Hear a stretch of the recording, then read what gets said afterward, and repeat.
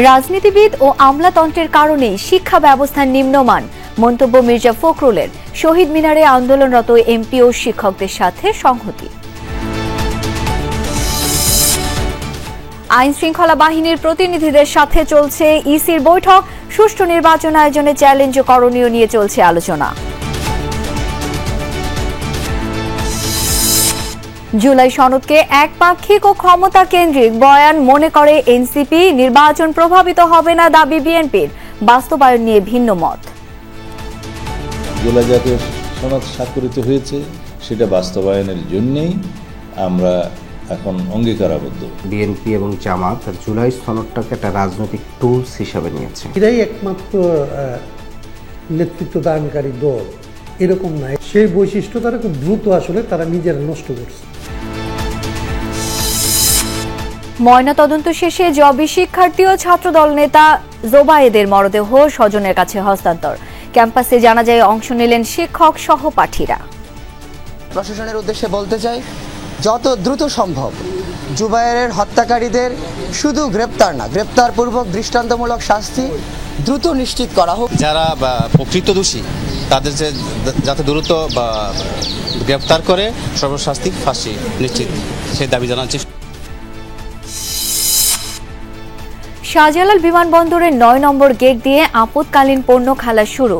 আমদানিকারক, সিএনজিএফ agent ও courier প্রতিনিধিরা। আমরা যে ভিতরে ঢুকবো তাও কোনো নিশ্চয়তা নাই। আমরা সকাল থেকে আইসা দাঁড়াই।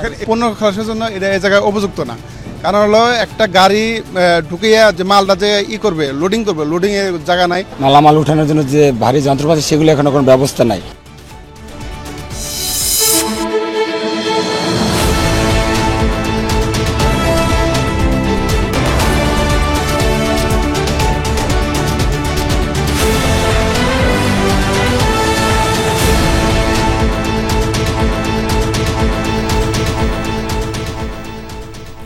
আমন্ত্রণ দুপুরের বাংলাদেশে, আপনাদের সাথে আছি আমি শাওন দত্ত।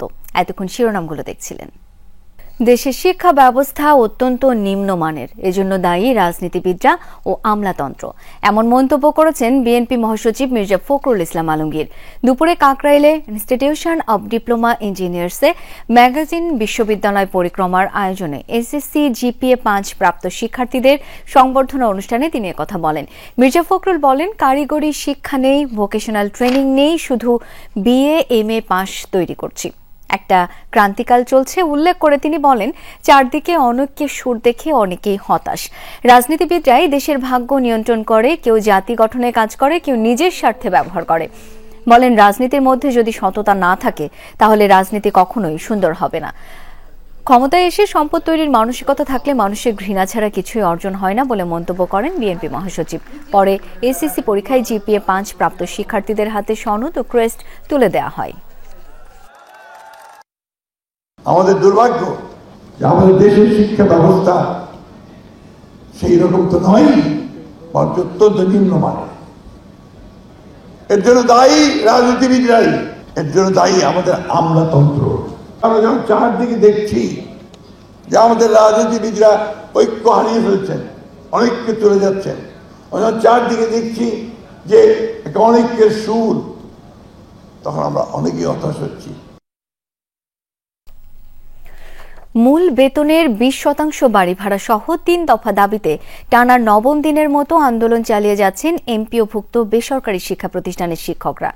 কেন্দ্রীয় শহীদ মিনারে আমরণ, অনশন ও শিক্ষক সমাবেশ কর্মসূচি পালন করছেন তারা।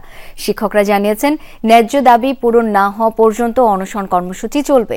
প্রয়োজনে এই আন্দোলন জাতীয়করণের এক দফায় রূপ নেবে বলেও জানান তারা। এমপিও শিক্ষকদের এই আন্দোলনের সাথে সংহতি জানিয়েছে বিএনপি। সকালে দলের যুগ্ম মহাসচিব শহীদ উদ্দিন চৌধুরী অ্যানির নেতৃত্বে একটি প্রতিনিধি দল শহীদ মিনারে যায়। অ্যানি বলেন, শিক্ষা প্রতিষ্ঠানকে জাতীয়করণের দাবিতে একমত বিএনপি। দল ক্ষমতায় গেলে কোনো শিক্ষককে ন্যায্য দাবির জন্য রাস্তায় নামতে হবে না বলে আশ্বাস দেন তিনি।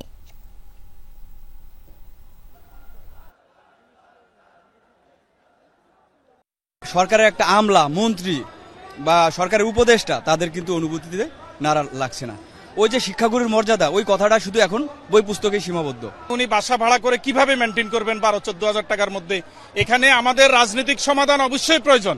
আমরা সবাই একটা ঐক্যবদ্ধ আন্দোলনের মধ্য দিয়ে বাংলাদেশটাকে বিনির্মাণ করার জন্য আমরা এক এবং ঐক্যবদ্ধ হয়েছি। এই ঐক্য দৃঢ় ঐক্য, এই ঐক্য ছাত্র জনতার ঐক্য, শিক্ষকদের ঐক্য, ছাত্রদের ঐক্য, জনমানুষের ঐক্য, সকল রাজনৈতিক দলের ঐক্য। এই ঐক্যকে দর্শক, এই বিষয়ে বিস্তারিত জানতে সহকর্মী আলামিন হক অহনের কাছে যাচ্ছি। অহন, শিক্ষকরা তো দাবি আদায়ের ব্যাপারে অনড়, কর্তৃপক্ষের কাছ থেকে এখন পর্যন্ত কোনো ধরনের কোনো সাড়া কি তারা পেয়েছেন?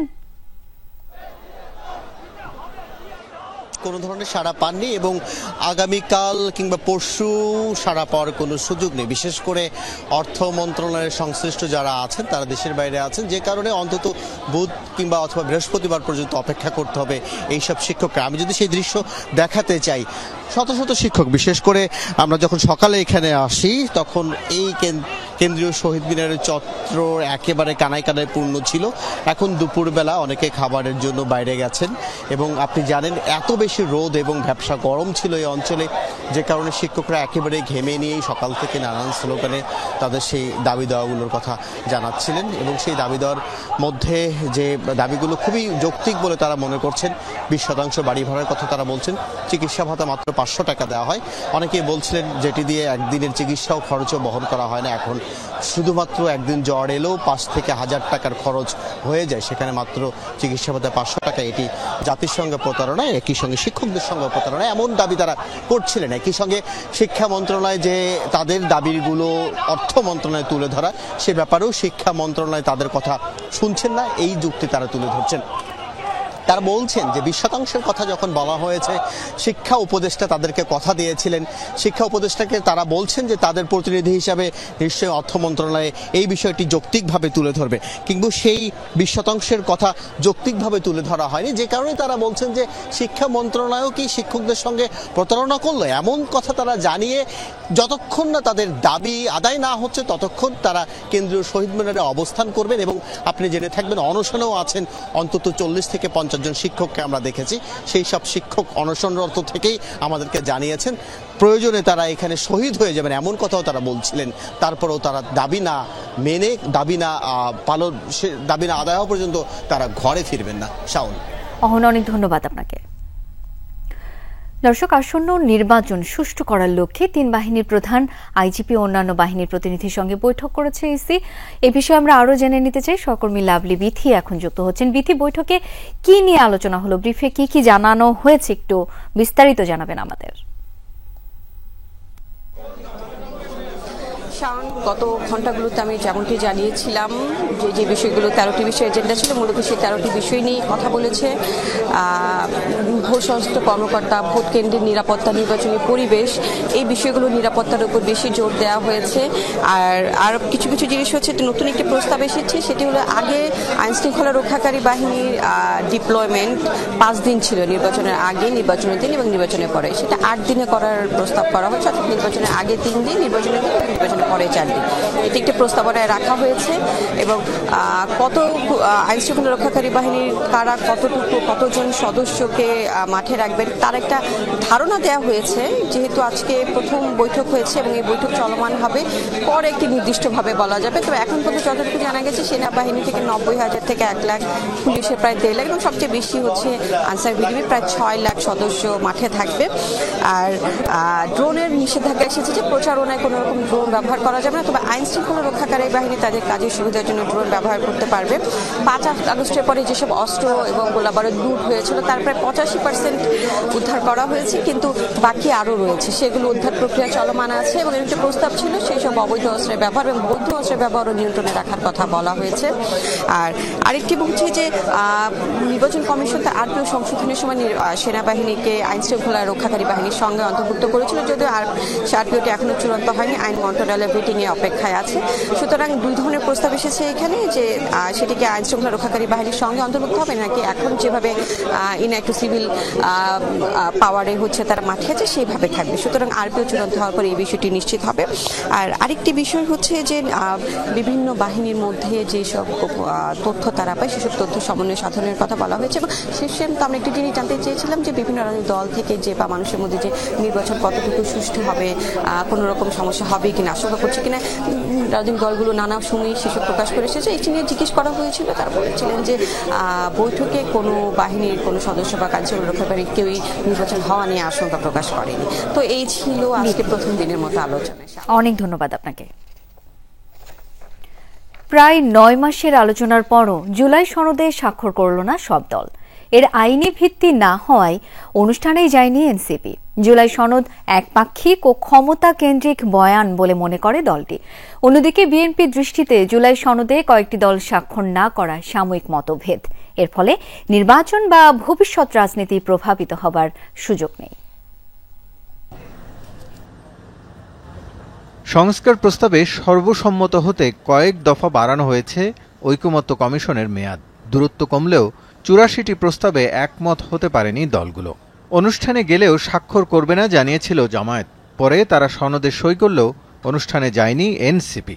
17 অক্টোবর জুলাই সনদে সই করেনি আলোচনায় অংশ নেয়া 5টি রাজনৈতিক দল। কিন্তু এইটার তো আসলে কোনো আইনি ভিত্তি নাই এবং রাজনৈতিক দলগুলো এটার পরবর্তী ইলেকশন পরবর্তীতে এটা মানতে কোনো বাধ্যবাধকতা নেই। মানে এটা রাজনৈতিক কমিটমেন্ট, যেভাবে আমাদের রাজনীতিবিদরা সকাল বিকাল কমিটমেন্ট দিয়ে থাকেন। 17 তারিখ যেই কথা বলেন, 16 তারিখ আরেক কথা বলেন, 19 তারিখ আরেক কথা বলেন। দেশব্যাপী সংস্কারের আওয়াজ জোরে সোরে ওঠে জুলাই আন্দোলনের পর। দলমত নির্বিশেষে সে আন্দোলনে নেতৃত্ব দিয়েছিল যে তরুণরা জুলাই সনদে স্বাক্ষর অনুষ্ঠানে দেখা যায়নি তাদের। উল্টো পুলিশের সাথে সংঘর্ষে আহত হন কয়েকজন জুলাই যোদ্ধা। নির্বাচনী রাজনীতিতে বিষয়টি কিভাবে দেখছে অন্য দলগুলো? তাদের আহত হওয়ার ব্যাপারটাকে উপেক্ষা করে আমরা ওইখানে উপস্থিত হয়েছি, এবং এটা আমাদের রক্তক্ষরণ আছে আমাদের ভেতরে। কিন্তু তারপরে আমি মনে করছি যে জাতীয় প্রয়োজন, এটা যদি আমরা না করি তাইলে আমরা এরকম একটা ঘটনার ভেতরে পড়ব, যেটা আসলে আমাদের শহীদদেরকে ক্রমাগত আরও খারাপ দিকে নিয়ে যাবে। একই দিনে সকলের স্বাক্ষর না হলেও তাতে সমস্যা দেখে না বিএনপি। আলোচনায় অংশ নেয়া সব দলই জুলাই সনদে সই করবে বলে মনে করেন দলের শীর্ষ নেতা সালাউদ্দিন আহমেদ। প্রয়োজনে বাস্তবায়ন প্রক্রিয়া নিয়ে আরও আলোচনার পক্ষে দলটি। এতে চাহিদা ও প্রস্তাবের দূরত্ব কমবে বলে মত বিএনপির। জুলাই জাতীয় সনদ স্বাক্ষরিত হয়েছে, এটা একটি ঐতিহাসিক রাজনৈতিক সমঝোতার দলিল। সেটা বাস্তবায়নের জন্যেই আমরা এখন অঙ্গীকারাবদ্ধ, এবং সেটার আইনি ভিত্তি দেওয়ার জন্যেই গণভোট আয়োজন করতে হবে, সেই বিষয়েও আমরা সবাই একমত। সনদ স্বাক্ষরিত হলেও বাস্তবায়ন নিয়ে ভিন্ন ভিন্ন মত আছে রাজনৈতিক নেতাদের। যে স্বপ্ন নিয়ে রাষ্ট্র সংস্কারে ঝাঁপিয়ে পড়েছিল ছাত্র জনতা, তার কতটা পূরণ হতে যাচ্ছে তা নিয়েও আছে হতাশা। এরাই একমাত্র নেতৃত্ব দানকারী দল, এরকম না। এরা যখন নেতৃত্ব দিয়েছে তখন দলটা ছিল না। সেই যে জড়ো হওয়া যে অংশ, সেই বৈশিষ্ট্য তারা আসলে প্রথম থেকে, আমি দুর্ভাগ্যজনক জাতির জন্য এটা, সেই বৈশিষ্ট্য তারা খুব দ্রুত আসলে তারা নিজেরা নষ্ট করছে। বিএনপি এবং জামাত জুলাই সনদটাকে একটা রাজনৈতিক টুলস হিসাবে নিয়েছে। যে বিএনপি কোনটায় রাজি হয় না, যে প্রধানমন্ত্রী থাকাকালীন দলের প্রধান থাকতে পারবেন, এটা বিএনপি নোট অফ ডিসেন্ট দিয়ে রাখছে। বিরোধী দলের প্রধান যে থাকবেন সে একই সাথে দলের প্রধান থাকবেন, জামাত আবার সেটা নোট অফ ডিসেন্ট দিচ্ছে। তাহলে এটা তো একটা একেবারে খুবই স্পেসিফিক ভাবে মনে হচ্ছে যেন তারা একজন সরকারি দল হবে আর একজন বিরোধী দল। তারা স্বাক্ষর করবেন না এরকম কোনো অবস্থান প্রকাশ করেনি। বলেছে সনদের কি আছে দেখে তারপরে তারা স্বাক্ষর করবেন। আমি মনে করি সেটা জাতীয় নির্বাচনে কোনো প্রভাব ফেলবে না, কারণ জুলাই জাতীয় সনদে যে বিষয়গুলো সাব্যস্ত হয়েছে ঐক্যমতের ভিত্তিতে, সেগুলো বাস্তবায়নের জন্য সকল রাজনৈতিক দল একমত। ঐকমত্য কমিশনের মেয়াদ বাড়ানো হয়েছে 31 অক্টোবর পর্যন্ত। এ সময়ের মধ্যেই সব দলের সম্মতি চাইছে কমিশন। রাসেল আহমেদ, যমুনা নিউজ, ঢাকা। জগন্নাথ বিশ্ববিদ্যালয়ের শিক্ষার্থী ও ছাত্রদল নেতা জোবায়েদ হোসেনের নামাজে জানাজা অনুষ্ঠিত হয়েছে জবি ক্যাম্পাসে। এর আগে দুপুর 12টার দিকে ময়না তদন্ত শেষে পরিবারের কাছে হস্তান্তর করা হয় জোবায়েদের মরদেহ। ঢাকা মেডিকেলের মর্গ থেকে মরদেহ নেওয়া হয় জগন্নাথ বিশ্ববিদ্যালয় ক্যাম্পাসে। সেখানে জানাজায় অংশ নেন শিক্ষক, ছাত্রসহ অনেকে। রোববার বিকেলে দুর্বৃত্তদের হামলায় বংশাল থানার মাহুদটুলি এলাকায় নিহত হন জোবায়েদ। এই হত্যাকাণ্ডের ঘটনায় তার ছাত্রীকে আটক করেছে পুলিশ। এদিকে জোবায়েদ হত্যায় জড়িতদের দ্রুত গ্রেপ্তারের দাবি জানিয়েছে জবি শিক্ষার্থীরা। তা না হলে আন্দোলনে নামার হুঁশিয়ারি দিয়েছেন তারা।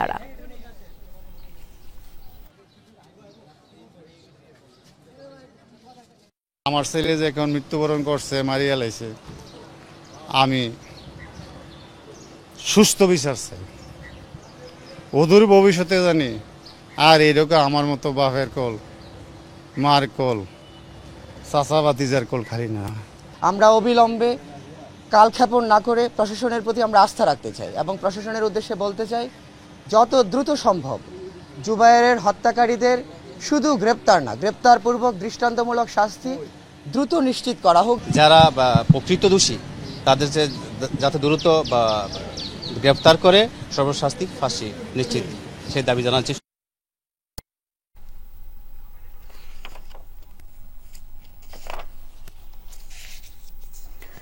সীমিত পরিসরে শুরু হয়েছে বিমানবন্দরের ৯ নং গেট থেকে আমদানি পণ্য খালাস কার্যক্রম। দুপুরে চট্টগ্রাম ইপিজেডের ইয়াঙ্গান ক্রীড়া পোশাক তৈরি কারখানার পণ্য খালাসের মধ্য দিয়ে সোমবার খালাস প্রক্রিয়া শুরু হয়। দুদিনে মোট ৩টি শিপমেন্ট খালাস হয়েছে বলে জানিয়েছে বিমান বাংলাদেশ কর্তৃপক্ষ। এর আগে সকাল থেকে গেটের সামনে অপেক্ষায় থাকেন আমদানিকারক, সিএনজি এজেন্ট ও কুরিয়ার প্রতিনিধিরা। ভারী পণ্য খালাসে হাইস্টার বা ফর্ক লিম্পের মতো পরিবহন না থাকায় কিভাবে সকল পণ্য খালাস হবে তা নিয়ে শঙ্কার কথা জানান তারা। কার্গো ভিলেজে আগুনের পর আমদানি পণ্য খালাস জটিলতা নিয়ে জরুরি বৈঠকের পর মোহাম্মদ মশিউর রহমান স্বাক্ষরিত এক চিঠিতে আমদানিকারক ও অংশীজনদের জানানো বিকল্প হিসেবে হযরত শাহজালাল বিমানবন্দরের ৯ নং গেট থেকে পণ্য খালাস সম্পন্ন হবে। আমদানি পণ্য সমূহের কায়িক পরীক্ষণ ও শুল্ক প্রক্রিয়া সম্পন্নে সিভিল এভিয়েশন কর্তৃপক্ষকে নির্দেশনা দেওয়া হয় চিঠিতে। বিমান কর্তৃপক্ষ জানায়, আপৎকালীন বিমানবন্দরের ৯ নং গেট ব্যবহার করা হলেও পরবর্তীতে সকল পণ্য খালাসে ইম্পোর্ট টার্মিনাল ব্যবহারের অনুমতি চেয়ে আবেদন করা হয়েছে।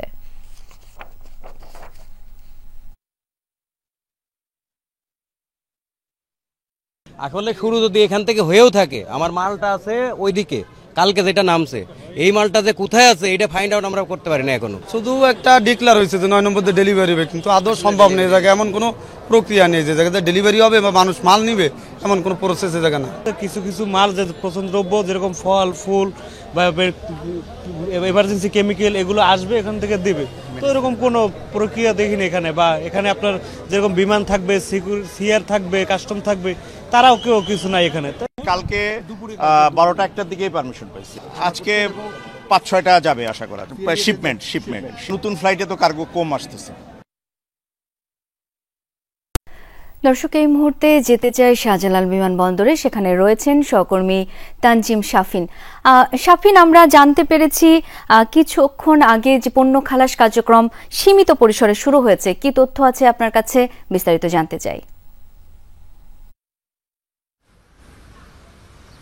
যেমনটা বলছিলেন যে দুপুরের পর প্রথম আজকের দিনের শিপমেন্টটি খালাস হয়। সেটি চট্টগ্রাম ইপিজেডের একটি ক্রীড়া সামগ্রীর এবং পোশাকের প্রতিষ্ঠান ইয়াঙ্গুন নামের। এই প্রতিষ্ঠানটির পণ্য খালাসের মধ্য দিয়ে আজকের দিনের পণ্য খালাস বা প্রথম শিপমেন্টটি খালাস হয়। আজকের দিনের এখনও আরও 6টি শিপমেন্ট খালাসের জন্য যেই পূর্ব প্রক্রিয়াগুলো রয়েছে সেগুলো সম্পন্ন করেছে, অর্থাৎ এই 6টি শিপমেন্ট আজকের দিনের মধ্যে খালাস হবে, এমনটি জানিয়েছে বিমান বাংলাদেশ এয়ারলাইন্স কর্তৃপক্ষ। তারা যেটি বলছে যে সকল প্রতিষ্ঠানের পণ্যের যেই কার্যক্রম রয়েছে শুল্কায়ন সহ এই ধরনের কার্যক্রমগুলো সম্পন্ন হয়েছে, তাদের পণ্যগুলো সীমিত পরিসরে খালাস শুরু হয়েছে।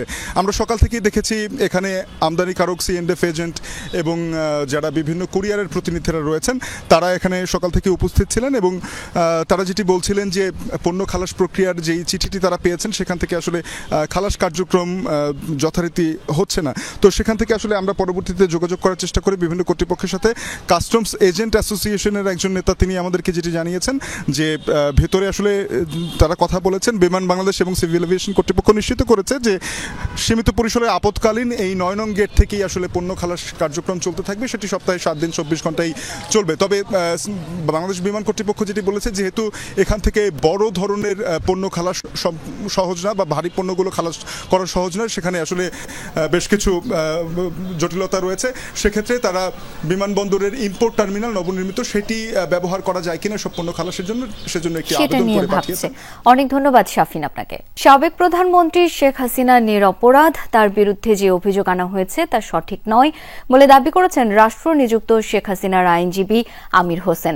জুলাই গণহত্যার মামলায় শেখ হাসিনা সহ 3 জনের বিরুদ্ধে মানবতা বিরোধী অপরাধের মামলায় আসামি পক্ষের যুক্তিতর্ক উপস্থাপন শেষে ব্রিফিংয়ে তিনি কথা বলেন।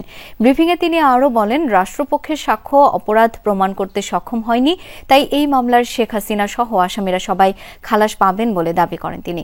সকালে শেখ হাসিনা ও সাবেক স্বরাষ্ট্রমন্ত্রী আসাদুজ্জামান খানের পক্ষে রাষ্ট্রনিযুক্ত আইনজীবী মোহাম্মদ আমির হোসেন যুক্তি তুলে ধরেন। এর আগে টানা পঞ্চম দিনে এসে গত বৃহস্পতিবার যুক্তিতর্ক উপস্থাপন শেষ করে প্রসিকিউশন। পরে সেদিনই আসামি পক্ষের যুক্তিতর্ক উপস্থাপনের জন্য দিন ধার্য করেন বিচারপতি মোহাম্মদ গোলাম মর্তুজা মজুমদারের নেতৃত্বাধীন আন্তর্জাতিক অপরাধ ট্রাইব্যুনাল 1। এই মামলায় প্রসিকিউশন থেকে 54 জন সাক্ষী উপস্থাপন করা হয়েছে। তদন্ত কর্মকর্তা ছাড়াও দৈনিক আমার দেশ সম্পাদক মাহমুদুর রহমান ও জাতীয় নাগরিক পার্টির আহ্বায়ক নাহিদ ইসলাম সাক্ষ্য দিয়েছেন এই মামলায়। তবে মামলার মূল 2 আসামি পলাতক থাকায় কোনো সাফাই সাক্ষী উপস্থাপনের সুযোগ পাননি তারা।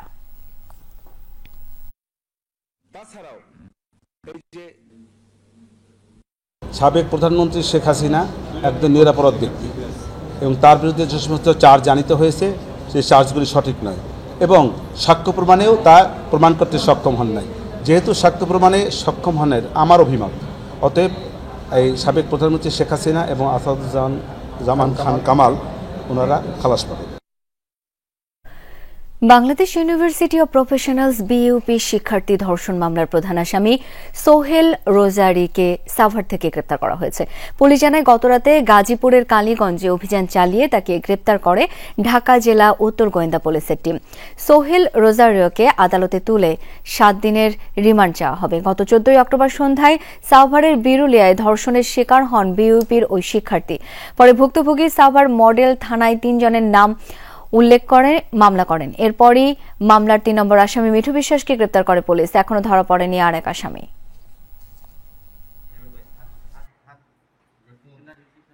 গোপন সংবাদের ভিত্তিতে সোহেল রোজারিওকে জানতে পারি যে উনি গাজীপুর জেলার কালীগঞ্জে একটা জায়গায় লুকিয়ে আছে। আমাদের ঢাকা জেলা গোয়েন্দা শাখা উত্তরের টিম গোয়েন্দা অফিসার ইনচার্জের নেতৃত্বে আমাদের গত রাতে অভিযান পরিচালনা করে রাত প্রায় 3টার দিকে, 2:30-3টার দিকে আমরা সোহেল রোজারিওকে কালীগঞ্জ থেকে গ্রেফতার করি। গাজীপুর কালিয়াকৈরে মাদ্রাসা ছাত্রীকে ধর্ষণ, কর্মক্ষেত্রে যৌন হয়রানি ও হেনস্থার প্রতিবাদে বিক্ষোভ ও মানববন্ধন করেছে ইসলামী ছাত্রী সংস্থা ঢাবি শাখা। সকালে ঢাকা বিশ্ববিদ্যালয়ের রাজু ভাস্কর্যে এই প্রতিবাদ মানববন্ধন অনুষ্ঠিত হয়। বিক্ষুব্ধরা বলেন, ধর্ষণকে ভিন্ন খাতে নেয়ার জন্য ভিকটিমকে প্রেম সহ নানা ট্যাগ দেওয়া হয়। এমনকি ধর্ষণের শিকার নারীর পোশাক ও মতাদর্শ নিয়ে কথা বলে ধর্ষককে মুক্তি দেওয়ার চেষ্টা চলে। জানান, যে আশা আকাঙ্ক্ষা ও নারীদের নিরাপত্তার জন্য জুলাই আন্দোলনের পর অন্তর্বর্তী সরকার এসেছে, সেই সরকার নারীদের নিরাপত্তা দিতে ব্যর্থ হয়েছে। বলেন, মামলার ক্ষেত্রে প্রশাসন অনেক সময় ধর্ষণের শিশুর বয়স বাড়িয়ে মামলা রুজু করতে ইন্ধন দেয়। ধর্ষণ ও যৌন হয়রানির বিষয়ের মামলায় পুলিশ নিষ্ক্রিয় থাকছে। পরবর্তী সময়ে আমরা গাজীপুরের 13 বছরের শিশুকে ধর্ষণের ঘটনাকে কিভাবে অন্যদিকে মোড় নেওয়ানোর চেষ্টা করা হচ্ছে, অথচ যেখানে উচিত ছিল সবাই মিলে সুষ্ঠু তদন্তের মাধ্যমে একটি বিচার নিশ্চিত করা। একটি দেশে এবং সমাজে যখন নারীদের নিরাপত্তা এবং মর্যাদা প্রতিষ্ঠিত করা সম্ভব না হয়, তখন ওই দেশের শাসন ব্যবস্থা, আইন ব্যবস্থা, প্রশাসনিক কাঠামো সবকিছু প্রশ্নবিদ্ধ হয়। কুমিল্লা ভিক্টোরিয়া কলেজে কিশোর গ্যাংয়ের হামলা ও অস্ত্র নিয়ে মহড়ার ঘটনায় গ্যাং লিডার সহ 20 সদস্যকে আটক করা হয়েছে। দুপুরে সংবাদ সম্মেলনে র্যাব জানায়, গতরাতে নগরীর টাউন হল মাঠে এক অভিযানে 8 জন ধরা পড়ে। এছাড়া বিভিন্ন স্থানে অভিযান চালিয়ে পুলিশ 12 জনকে আটক করেছে। র্যাব আরও জানায়, রোববার সকালে কলেজ শিক্ষার্থী জিসান ও তাহফিদের সাথে তানভিন সিফাত নামে আরেক শিক্ষার্থীর কথা কাটাকাটি থেকে মারামারি হয়। পরে সিফাত কল করে বিভিন্ন স্থান থেকে তার অনুসারীদের ডেকে এনে ধারালো অস্ত্র দিয়ে জিসান ও তাহফিদের উপর হামলা করে। সময় আহত হয় অন্তত 7 জন। নবীনবরণের একটি অনুষ্ঠান নিয়ে ভিক্টোরিয়া কলেজ মাধ্যমিক শাখায় আধিপত্যকে বিস্তার কেন্দ্র করে 2 গ্রুপের মধ্যে একটি সংঘর্ষ ঘটে, যেখানে দেশীয় অস্ত্রশস্ত্র এবং একজনের হাতে অস্ত্র দেখা গিয়েছে। 3-4 মাস ধরে বাংলাদেশি শ্রমিকদের নতুন করে ভিসা দিচ্ছে না কাতার। প্রবাসীরা বলছেন, আনুষ্ঠানিক কোনো ঘোষণা না থাকলেও সম্ভাবনাময় এই শ্রম বাজারটিতে ঢুকতে পারছেন না বাংলাদেশিরা।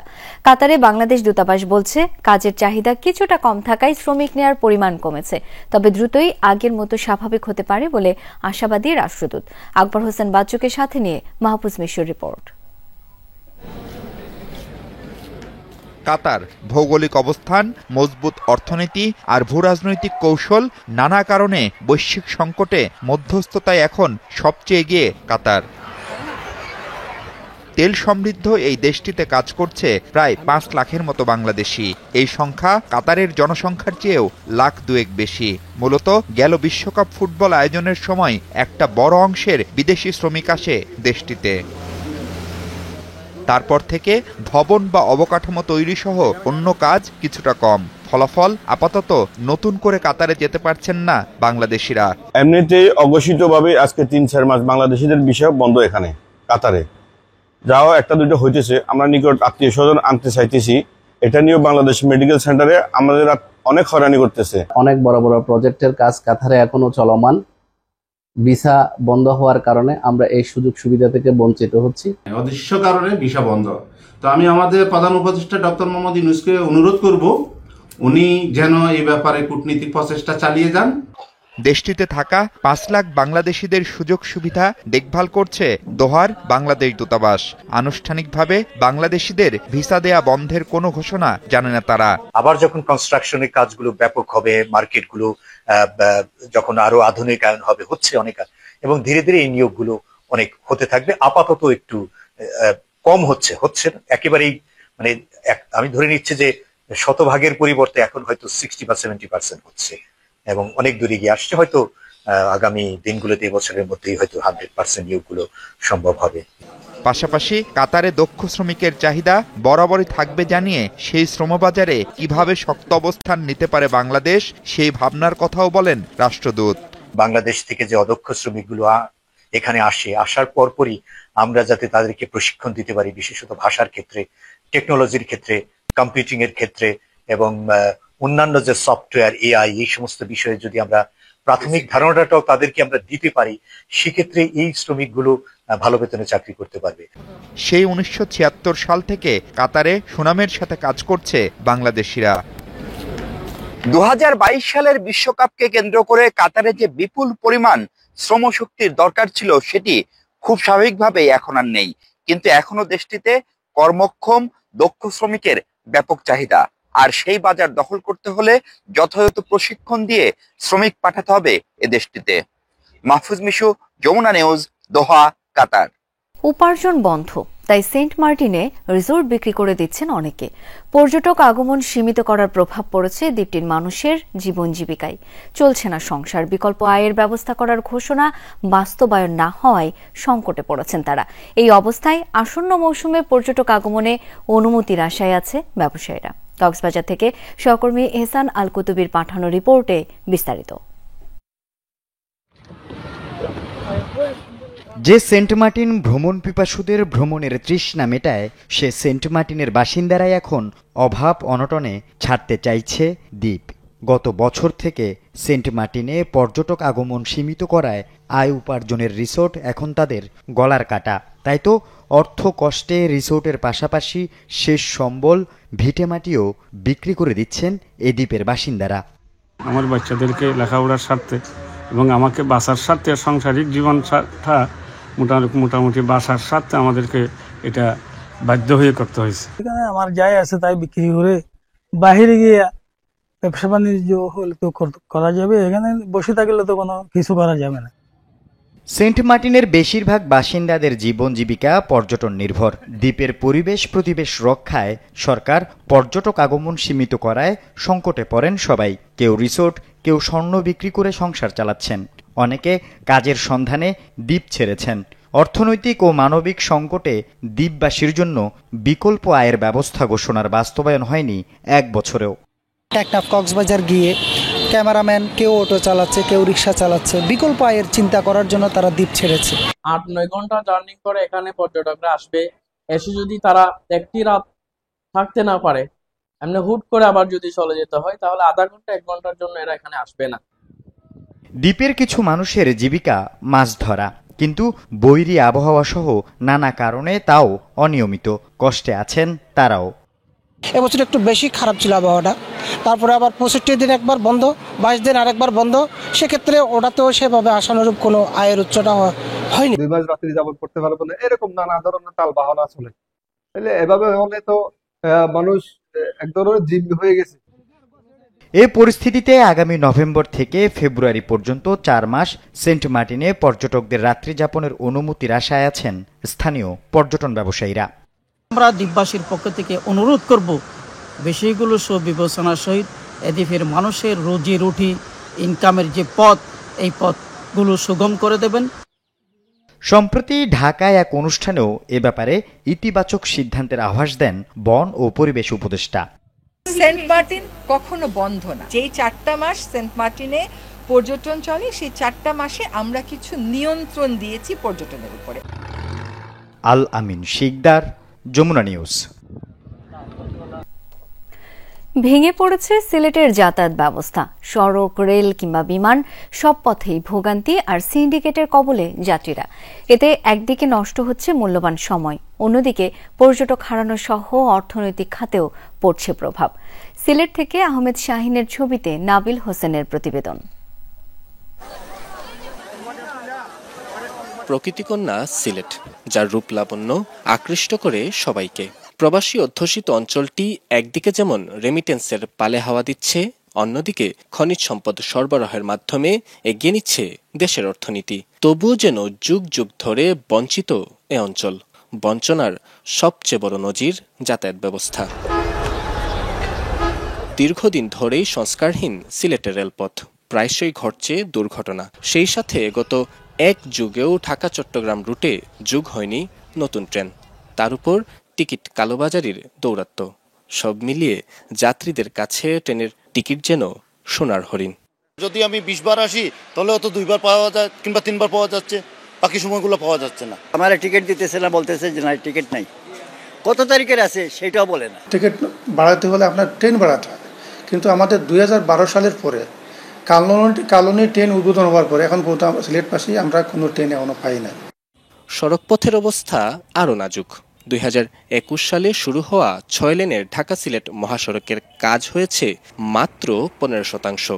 ধীরগতির এমন সংস্কার কাজে সিলেট থেকে ঢাকা যেতে এখন সময় লাগছে প্রায় 1 দিন। সড়ক ও রেলের এমন দুরবস্থায় যারা বিমানের পথ ধরেন তারাও জিম্মি সিন্ডিকেটের হাতে। যেখানে 4 ঘন্টা আসার কথা, এখানে 8 ঘন্টা সময় লাগছে। মানে এরকম জঘন্য একটা সড়ক যেখানে 30-এর উপর টানতে পারে না গাড়ি।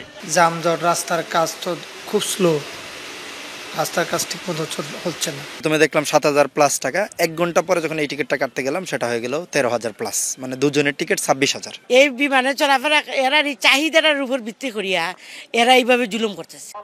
এসব বঞ্চনা থেকে মুক্ত হতে রাজপথে নামতে শুরু করেছেন সিলেটবাসী।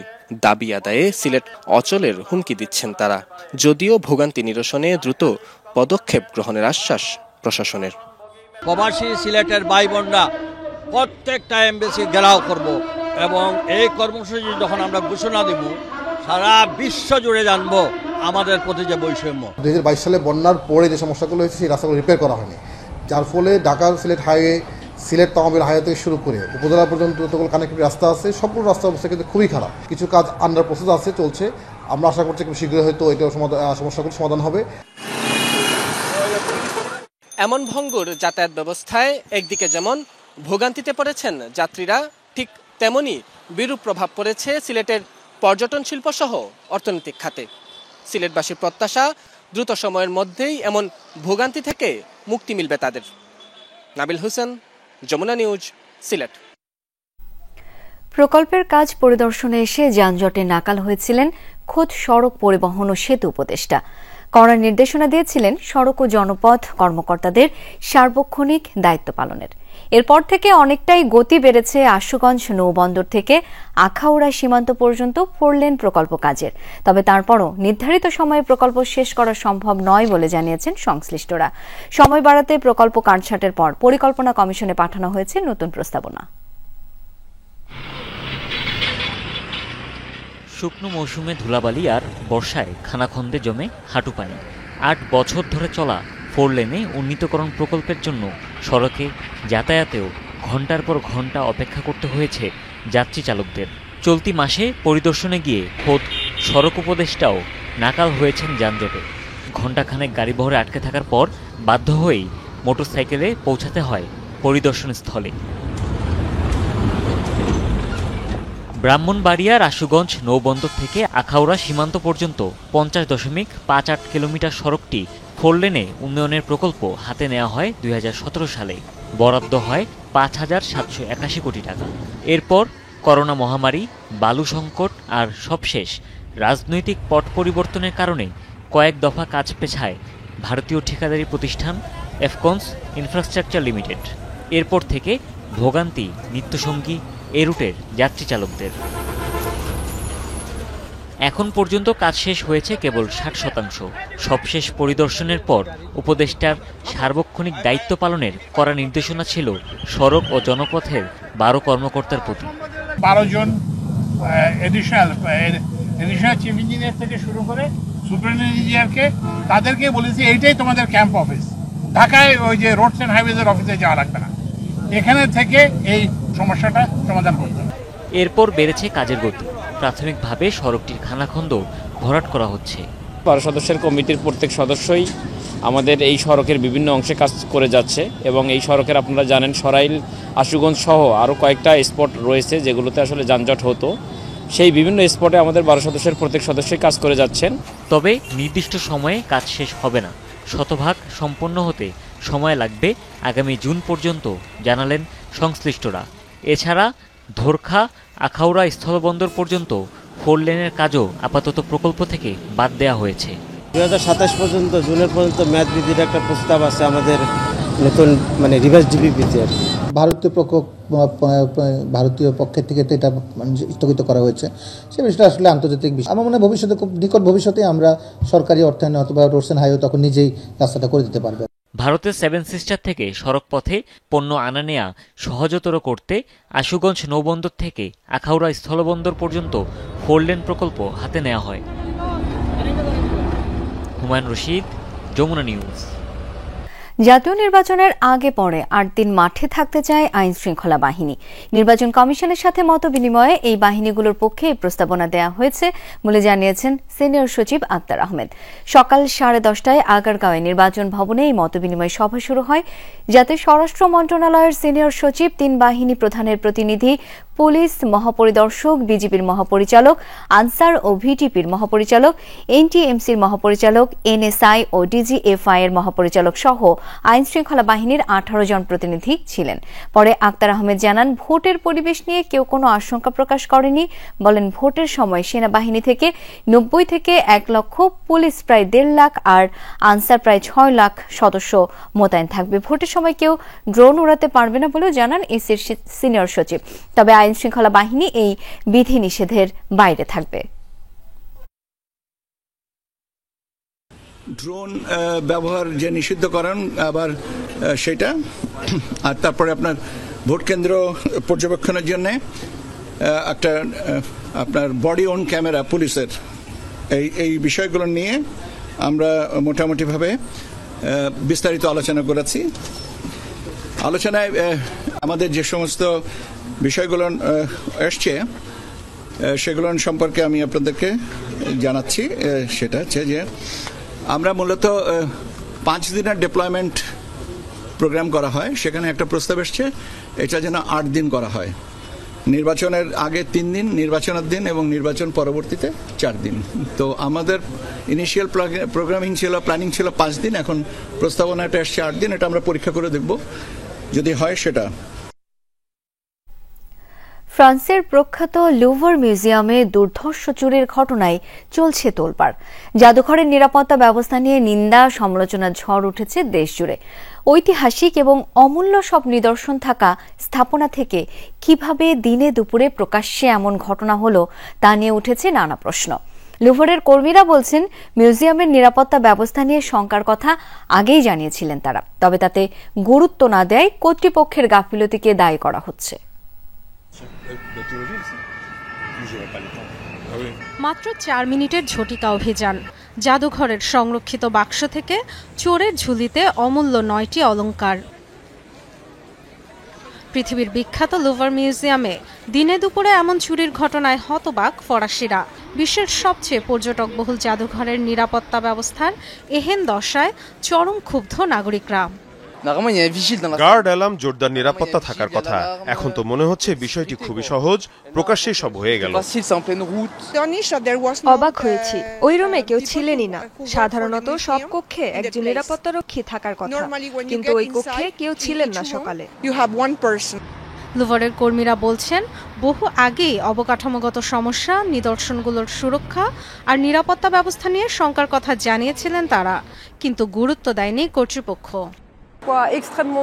মাসের পর মাস নিরাপত্তা কর্মীদের নিয়ে সতর্ক করা হয়েছে, সমস্যাগুলো নিয়ে বলা হয়েছে, তবে কর্তৃপক্ষ তা উপেক্ষা করে গেছে, আর তারই ফলাফল এই লুটপাট। এখনো ধরাছোঁয়ার বাইরে অপরাধীরা।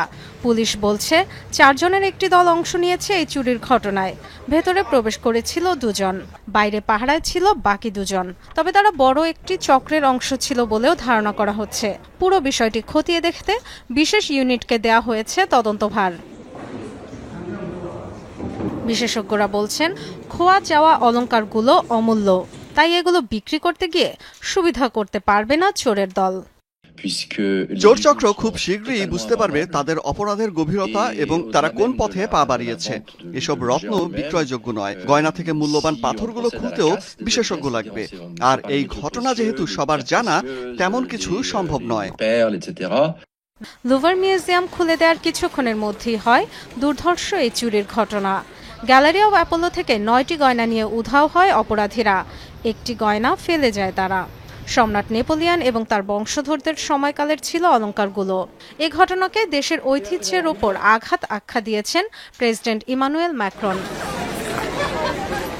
ডরথি দস্ট্রিন, যমুনা নিউজ। যুদ্ধবিরতি লঙ্ঘন করে রোববার দিনভর গাজায় বিমান হামলা চালিয়েছে ইসরায়েলি বাহিনী। সকাল থেকে উপত্যকাটির প্রায় 100টি স্থানে আকাশ থেকে চলে বোমাবর্ষণ। এতে প্রাণ হারিয়েছে অন্তত 45 জন।